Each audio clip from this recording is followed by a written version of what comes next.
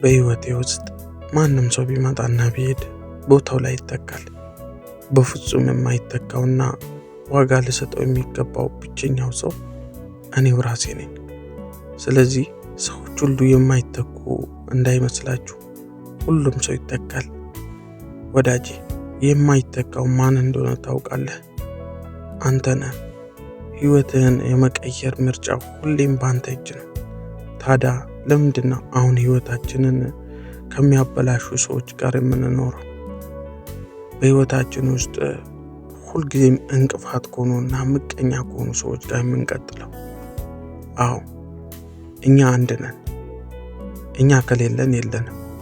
የኛም ቦታ ሊተካ የሚችል ማንም ሊኖር አይችልም። ሰዎች ግን በዛ ቦታ ላይ ብዙ ሰዎችን ሊተኩ ይችላሉ። ስለዚህ ቅድማ ለራሳችን መስጠት አለብን።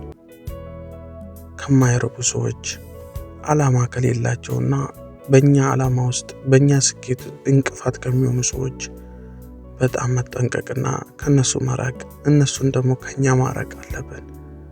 የዛኔ ሰላም እናገኛለን። እመነኝ። ቅን ሰው